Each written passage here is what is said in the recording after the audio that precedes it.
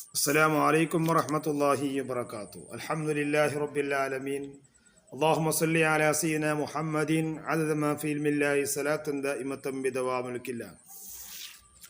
ഏറ്റവും സ്നേഹവും ബഹുമാനം നിറഞ്ഞ മുഅ്മിനീങ്ങളെ, നമ്മളിലേക്ക് കടന്നു വരുന്നത് ബറാത്ത് റാവാണ്. വെള്ളിയാഴ്ച, അതായത് ശനിയാഴ്ച രാവ് ബറാത്ത് റാവാണ്. ആ ബറാത്ത് റാവിൽ നമ്മൾ എന്തൊക്കെ ചെയ്യണം? ഒരുപാട് നന്മകൾ, ദിക്റുകൾ, സലാത്തുകൾ, ഖുർആൻ ഓത്തുകൾ ഒക്കെ നടക്കണം. ബറാത്ത് റാവ് എന്ന് പറഞ്ഞാൽ ഒരു മനുഷ്യൻ്റെ എല്ലാ റെക്കോർഡുകളും, അവിടെ എല്ലാം ഫിർക്കത്താക്കുന്ന എല്ലാ കാര്യങ്ങളും കൈകാര്യം ചെയ്യുന്ന രാവാണ് ബറാത്ത് റാവ്. ഫിയാ യുഫ്റഖു കുല്ലു അംറിൻ ഹകീം. ആ രാത്രിയിലാണ് എല്ലാവരുടെയും വിധികൾ, അവിടെ റെക്കോർഡുകൾ ഫിർക്കത്താക്കി വെക്കുന്നത്. എന്തെല്ലാം നന്മകൾ ചെയ്തോ, എന്തെല്ലാം തിന്മകൾ ചെയ്തോ, അതൊക്കെ റെക്കോർഡിൽ അവിടെ റെക്കോർഡിൽ വെക്കുന്ന സമയമാണ്. ബജറ്റ് അവതരിപ്പിക്കുന്നത് പോലെ അത് ബറാത്ത് രാവിലാണ്. സൂറത്ത് ദുഹാനിൽ പറയുന്നുണ്ടല്ലോ, ഫിയാ യുഫ്റഖു കുല്ലു അംറിൻ ഹകീം. അല്ലാഹു തആല നല്ല നിലക്ക് നമ്മൾ ഇതുവരെ ചെയ്ത നല്ല പ്രവർത്തനങ്ങൾക്ക് കൂടുതലായി അതിൽ റെക്കോർഡിൽ കാണാൻ അല്ലാഹു തൗഫീഖ് നൽകുമാറാവട്ടെ. അപ്പോൾ ഞാൻ പറഞ്ഞു വരുന്നത്, ബറാത്ത് രാവ് എന്ന് പറഞ്ഞാൽ അന്ന് പ്രത്യേക നിസ്കാരങ്ങൾ, പ്രത്യേക ഇതൊക്കെ പറയുന്നത് പ്രത്യേക നിസ്കാരം അന്ന് അങ്ങനെ ഒന്നും ബറാത്ത് രാവിൽ ഇല്ല. ബറാത്ത് രാവിൽ ധാരാളം സുന്നത്ത് നിസ്കരിക്കണം, ധാരാളം സുന്നത്തുകളും ഫർദുകളൊക്കെ ചെയ്തു കൂട്ടേണ്ടതാണ്. അല്ലാണ്ട് ബറാത്ത് രാവിലെ ഒരു പ്രത്യേകമായൊരു സുന്നസ്കാരം റമദാനിലുള്ളതുപോലെ, റമദാനിൽ എന്താണ് തറാ നിസ്കാരമുണ്ട്, റമദാനിലാണ്, അതുപോലൊരു പ്രത്യേകമായ നിസ്കാരം എന്തില്ല നമ്മളെ ഈ ബറാത്ത് രാവിലൊന്നുമില്ല. പക്ഷേ നമ്മൾ നിസ്കരിക്കുന്ന സുന്നസ്കാരങ്ങൾ നിസ്കരിക്കുന്ന കാണാം. ഏതാണ്? തസ്ബീഹ്സ്കാരം നിസ്കരിക്കുന്നുണ്ട്. അങ്ങനെ അത് എല്ലായിടത്തും തസ്ബീഹ്സ്കാരം ഉണ്ടാക്കുന്നുണ്ട്. ബറാത്ത് രാവിൻ്റെ അന്ന് ധാരാളം ആൾ നിസ്കരിക്കുന്നത് കാണാം. അത് അന്നത്തെ പ്രത്യേകമായത് കൊണ്ടല്ല നിസ്കരിക്കുന്നത്, അത് മനസ്സിലാക്കണം. അന്ന് ഒരുപാട് സുന്നത്തുകളും ദിക്റുകളും ഖുർആൻ ഓത്തുമായി നമ്മുടെ ബജറ്റുകൾ അവതരിപ്പിക്കുമ്പോൾ ഉണ്ടാകണമെന്ന് മനസ്സിലാക്കിയിട്ട് വേഗം തസ്ബീഹ്സ്കാരം നമ്മളവിടെ ആ സമയത്ത് നിസ്കരിക്കുന്നത് കാണുന്നുണ്ട്. തസ്ബീഹ്സ്കാരം എപ്പോഴും നിസ്കരിക്കാം, എല്ലാ ദിവസവും നിസ്കരിക്കാം, അല്ലെങ്കിൽ ആഴ്ചയിലൊരിക്കൽ നിസ്കരിക്കണം, അല്ലെങ്കിൽ മാസത്തിലൊരിക്കെങ്കിൽ, അല്ലെങ്കിൽ വർഷത്തിലൊരിക്കും, അതൊക്കെ ഫത്വയിൽ മുന്നിൽ പറയുന്നുണ്ട്. ആകയാൽ ആ നിസ്കാരം ഒക്കെ നിസ്കരിക്കുന്നത് എപ്പോഴാണ്? ബറാത്ത് രാവിൽ എല്ലാ പള്ളിയിലും കാണുന്നുണ്ട്. അത് പ്രത്യേക ആ സമയത്തുള്ള നിസ്കാരമായതുകൊണ്ട് അല്ല എന്ന് നാം മനസ്സിലാക്കണം. പിന്നെയോ അന്ന് 3 യാസീൻ ഓതണം. ബറാത്ത് രാവിൽ 3 യാസീൻ ഓതലുണ്ട്.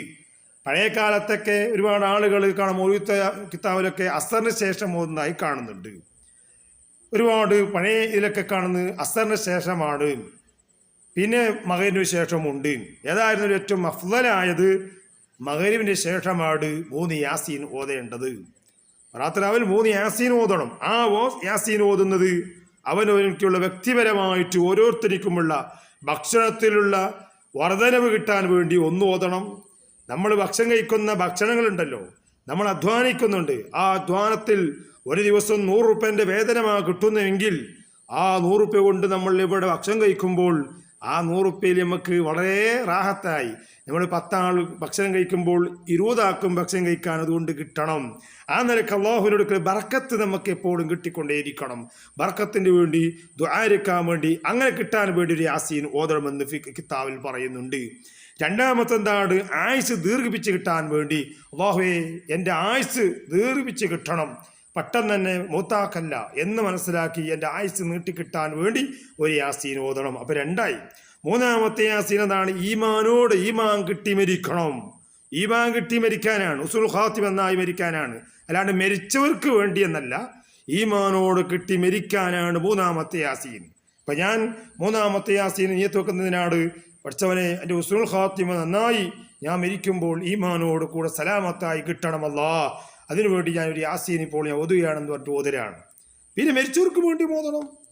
മരിച്ചവർക്ക് വേണ്ടിയൊക്കെ ഓതണമല്ലോ, അന്നത്തെ ദിവസം പ്രത്യേകമായ കാര്യമാണല്ലോ മരിച്ചവരൊക്കെ ഓർക്കാന്നുള്ളത്. അപ്പോൾ അവർക്ക് വേണ്ടി ഒരു യാസീൻ സെപ്പറേറ്റ് ഓതണം. അപ്പം ഈ 3 യാസീൻ ഓരോ വ്യക്തികൾക്കും ഉള്ളതല്ലേ. ഒന്ന് അവൻ്റെതായ ഓരോരുത്തൻ്റെയും റിസ്കിൽ വിശാലത കിട്ടാൻ വേണ്ടി 1ാമത്തെ യാസീൻ. 2ാമത്തെ യാസീൻ ആയുസ് ദീർഘിപ്പിച്ച് കിട്ടാൻ വേണ്ടി. മൂന്നാമത്തെ യാസീൻ ഈമാൻ ഉസുൽ ഖാത്തിമ, നന്നായി മരിക്കാൻ വേണ്ടി. അങ്ങനെ 3 യാസീൻ ഓതണം.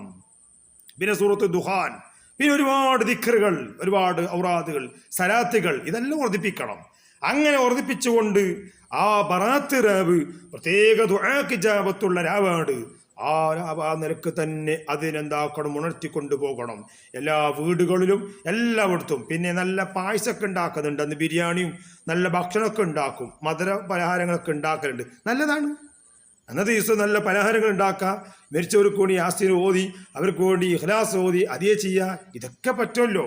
അപ്പൊ ചുരുക്കി പറഞ്ഞാൽ ഓരോ മനുഷ്യന്റെയും ഫിയാ യുഫ്റഖു കുല്ലു അംറിൻ ഹകീം, ഓരോരുത്തരും വിധികൾ, അവിടെ കൈകാര്യങ്ങൾ ചെയ്യുന്ന ബജറ്റുകൾ മലക്കൾ രേഖപ്പെടുത്തുന്ന, അത് അവതരിപ്പിക്കുന്ന ദിവസമാണ് ബറാത്ത് രാവ് എന്നല്ലേ. ആ ബറാത്ത് രാവിൽ നമ്മൾ അള്ളാഹുവിനെ പേടിച്ചുകൊണ്ട് അവൻ്റെ ഹബീബിൻ്റെ മേൽ ധാരാളം സലാത്ത് ചൊല്ലി നിസ്കാരം സുന്നത്തുകളുമായി ധാരാളം വർദ്ധിപ്പിച്ചുകൊണ്ട്, തസ്ബീഹ്സ്കാരം അങ്ങനെയാണ് നിസ്കരിക്കുന്നത്.